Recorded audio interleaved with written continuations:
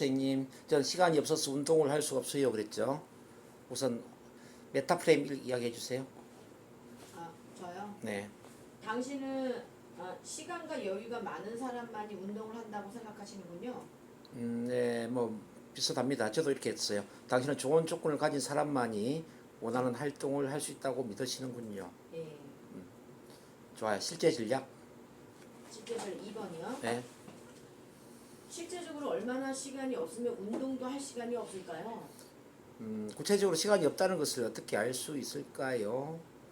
그리고 당신이 하고자 하는 운동은 구체적으로 어떤 운동인가요? 네.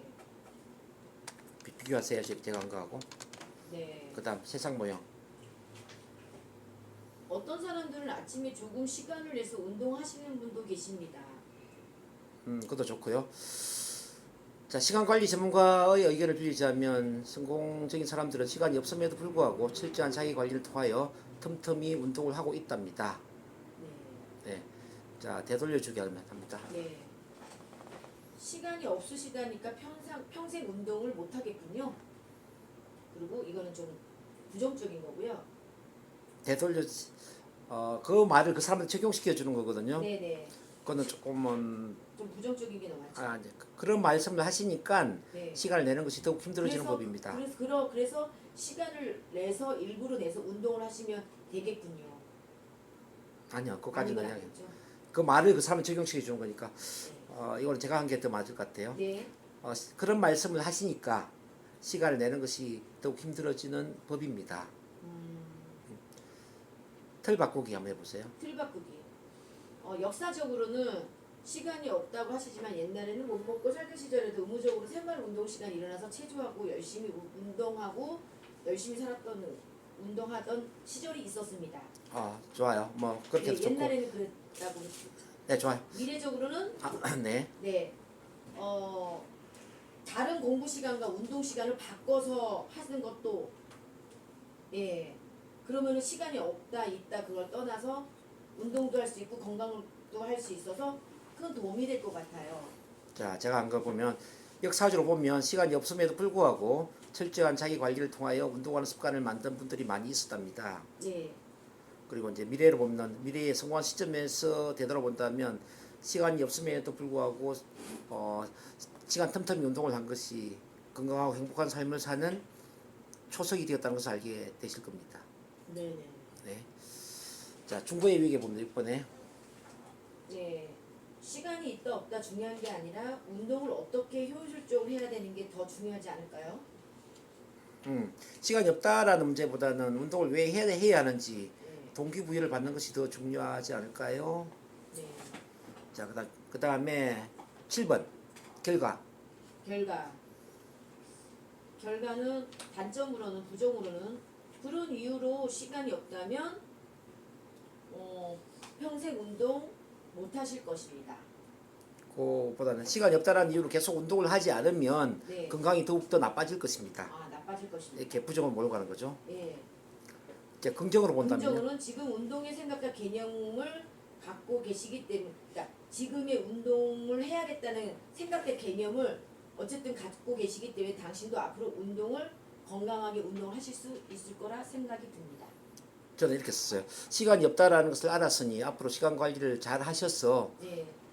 운동도 열심히 하고 네. 다시 자, 시간이 없다라는 것을 알았으니 앞으로 시간 관리를 잘 하셔서 운동도 열심히 하고 네. 건강 관리를 더욱더 잘하게 될 것입니다. 네. 여기 긍정 결과로 하는 거예요. 자, 다른 성과 봅니다. 네. 지금 시간이 없는 게 아니라 운동을 해서 건강한 삶을 유지하는 게 좋다고 생각합니다. 다른 성과 지금 중요한 것은 A라기보다는 오히려 B입니다. 이렇게 몰고 가셔야 돼요. 네. 그러니까 이제 지금 중요한 것은 시간이 없다라는 문제라기보다는 네. 오히려 운동을 통해 얼마나 건강하고 행복한 삶을 살 수 있느냐 하는 것입니다. 네.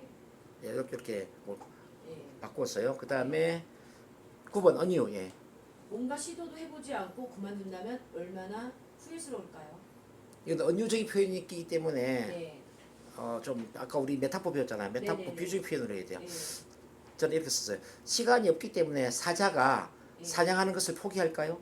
그렇게 맞아 그렇게 쓰라 그랬죠. 이렇게 이제 어떤 표현법이 안 나와서요. 그러니까 어휘법. 시간이 없기 때문에 사자가 사냥하는 것을 포기할까요?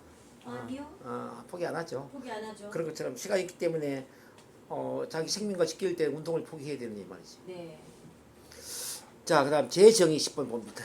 당신의 시간이 없어서 운동을 안 하는 게 아니라 운동에 열정적인 운동을 하고 싶지 않은 마음이 운동에 열정적인 마음이 없기 때문에 안 하는 겁니다. 저랑 비슷한데요. 네. 당신은 시간이 없어서가 아니라 운동에 대한 열정과 네. 목표 의식이 부족하기 때문에 운동을 하지 않는 것입니다. 네. 비슷하죠. 네. 11번 하양유목화 봅니다. 시간이 없는 사람이 모두 다 운동을 안 하는 건 아닙니다.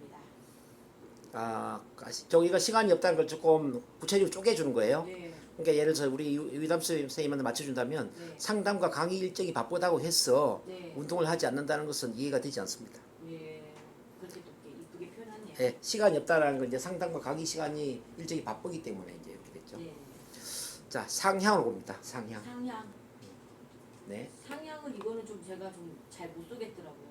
자, 아무리 바쁜 사람일지라도 본인의 생명에 직결되는 활동을 포기하지는 않는답니다.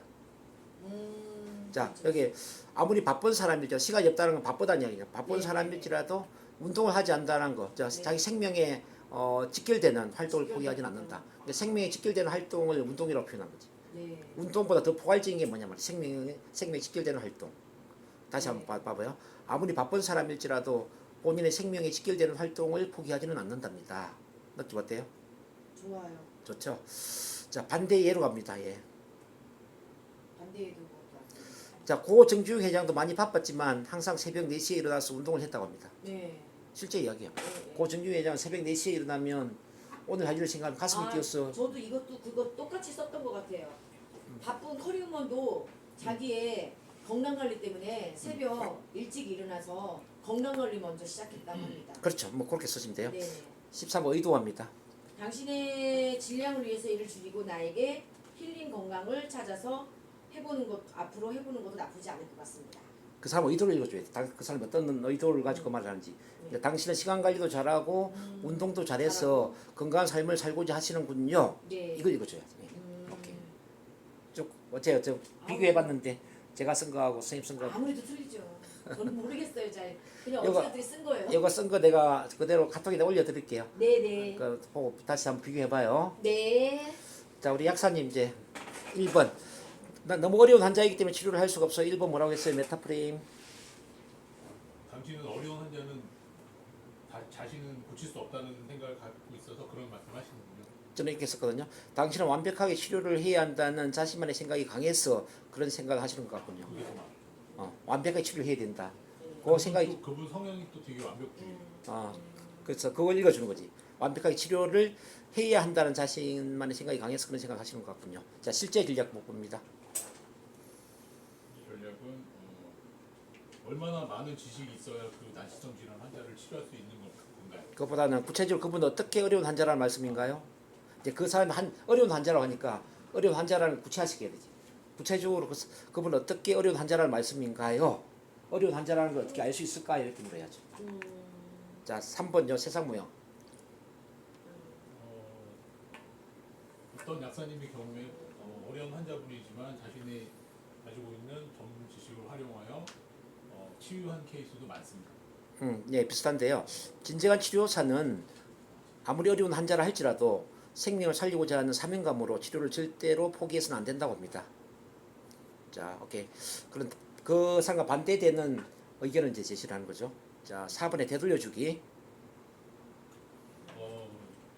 그렇게 생각하니까 그러니까 어려운 환자는 치유할 수 없다는 생각하니까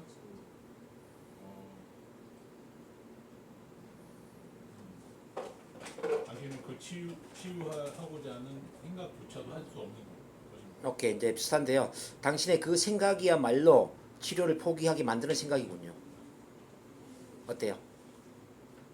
당신의 그 생각이야말로 치료를 포기하게 만드는 생각이군요. 자, 그 다음에 틀 바꾸기 5번입니다. 어렵지만은 이 환자를 치유해서 치유한 미래의 모습을 생각해 본다면 약사님의 그 접근이 성공하는데 난치성 질환 환자들을 치료하는데 큰 도움이 될 기회일지도 모르겠습니다. 그 미래적인 틀이다, 그죠? 저는 이제 과거적으로 했는데 역사적으로 위대한 의사들은 불치병 환자들을 치료하는 과정에서 위대한 의사로 거듭나는 경향이 있었습니다. 오케이, 그 미래적인 거와 같이 쓰면 좋을 것 같아요. 자, 6번에 중고의 위기에 봅니다. 그 어려운 난치성 질환자에 집중한다기보다는 그 어려운 그 조건 가운데서도 치유법을 찾고 환자의 치유에 좀 더 집중하는 것이 더 필요해 보입니다. 네, 그러니까 A보다 B가 더 중요하지 않을까요? 이제 이런 구조인데 이제 저는 이렇게 썼죠. 어려운 환자이냐 아니냐 하는 생각보다는 정작 생명을 살리는 것이 얼마나 중요하냐라는 사명감을 갖는 것이 더 중요하지 않을까요? 자, 그다음 결과 봅니다. 결과. 결과. 자, 긍정의 결과일 수도 있고 부정의 결과일 수도 있습니다.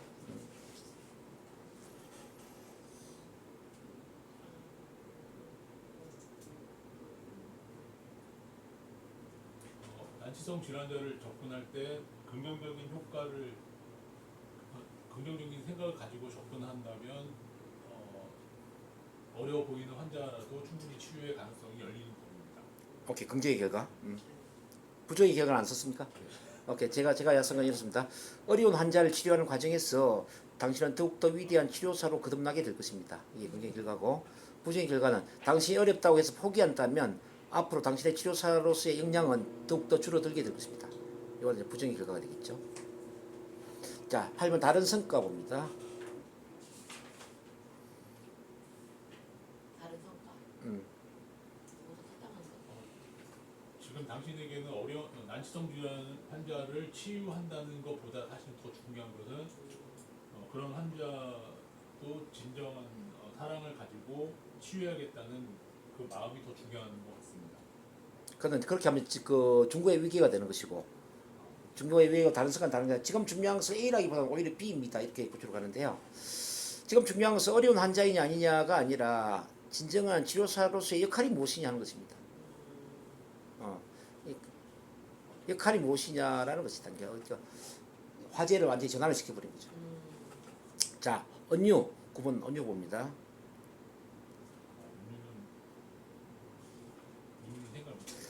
저는 이렇게 썼어요. 목수는 또는 건축가는 아무리 큰 건축물을 건축하더라도 자신의 본분을 포기하지 않는답니다. 실제 그 목수나 건축가는 그렇지 않습니까? 뭐 건축물이 크다고 해서 포기합니까? 그건 아니죠. 그래서 의사 또한 마찬가지죠. 불치병이라고 포기하면 안 된다는 그런 걸 언유적으로 표현한 거죠. 10번에 재정의 봅니다. 난치성 질환자라고 해서 포기한다기보다는 오히려 병원에서도 치료하지 못하는 큰 병인 걸 알고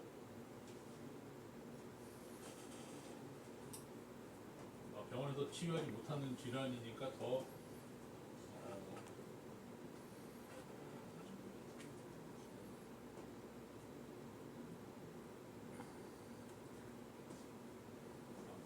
현대의학으로 치유할 수 없는 것이기 때문에 더 가치가 있는 일인 것 같습니다. 재정의는 A가 B이기 때문이 아니라 C이기 때문에 뭐만 것입니다. 이런 구조가 되죠. 자, 당신은 어려운 환자라서라기보다는 치료를 실패하면 어떡하냐라는 두려움 때문에 포기하는 것입니다. 실제 그 사람 마음속에는 실패에 대한 두려움 때문에 지금 말하는 거잖아요. 그걸 그대로 읊어준 거죠. 어려운 환자라서라기보다는 치료를 실패하면 어떡하냐는 두려움 때문에 포기하는 것입니다. 이렇게 이제 재정의를 했죠. 자, 11번 하향 유목화 봅니다. 하향. 쪼개주는 거야, 구체적으로. 예. 하향. 한번 해볼게요.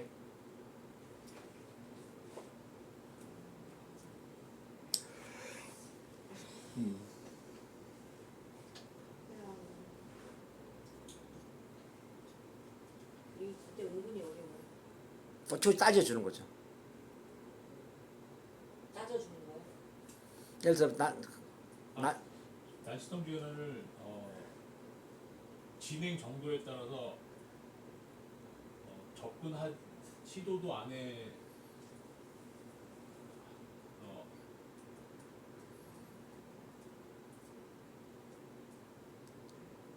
일단 안 썼으면 제가 한 걸 읽어드릴게요. 지금까지 한 번도 치료해보지 않는 새로운 질병이라고 해서 치료를 포기한다는 것이 이해가 되지 않습니다. 지금 이 사람은 한 번도 치료를 해보지 않는 거잖아요. 그죠? 그래서 지금까지 한 번도 치료해보지 않은 새로운 질병이라고 해서 치료를 포기한다는 것이 이해가 되지 않습니다. 그렇게 하는 게 좋을 것 같아요. 자, 상향유목화 어떻게 했었죠?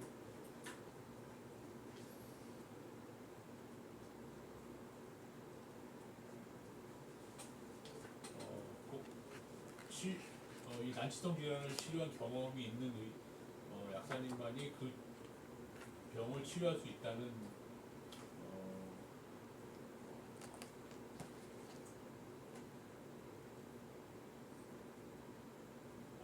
치유해본 경험 있는 분만이 치유할 수 있는 것은 반드시 그런 것은 아닙니다. 이제 더 상향은 포괄적으로 해야 돼. 포괄적으로. 그러니까 난치병 이런 거 이야기할 필요가 없고 그걸 포함한 더 포괄적 개념이니까 이렇게 하면 좋죠. 어려운 과정을 해결하는 과정에서 능력은 향상되는 법입니다. 어떻습니까? 어려운 과정을 해결하는 과정에서 능력은 향상되는 법입니다. 그 말에 모든 게 포함되어 버리죠. 이제 포괄적으로 이야기해야 된다는 거죠. 상향은. 자, 13번 반대 이해를 한번 해보겠습니다. 반대 이해. 반대.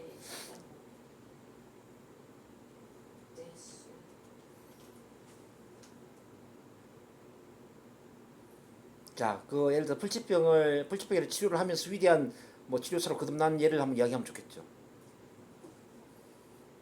예를 들면 이제 그거 쓰셨나요? 생각을 했던데 그러니까 약사님 중에 네. 본인 그 유방암이랑 아버님 대장암 동시에 치유한 분이 예. 실제로 있어가지고 아, 그걸 그대로 그럼 이야기를 하세요. 그러면 한번 이야기해 보세요. 그래서 그 치료한 전 과정을 책으로 엮어서 지금 베스트셀러가 됐습니다. 예, 그렇게 써주셔서 좋습니다. 예, 그것도 좋고 이제 저는 이렇게 썼죠. 조선 시대의 허주는 이런저런 불치병들을 치료하면서 조선 시대의 가장 위대한 치료사가 되었답니다. 좀잘 쓰셔. 이렇게 이제 반대 예를 하나 툭 던지는 거지. 네. 자, 마지막 의도 봅니다. 14번. 의도.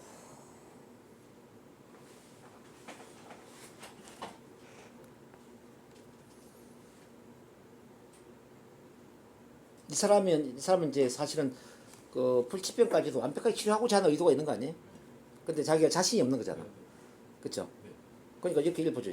당신은 불치병까지 완벽하게 치료해서 유능한 치료사가 되고자 하는 긍정의 의도를 갖고 계시는군요. 그냥 그대로 읽어줘도 돼. 오케이.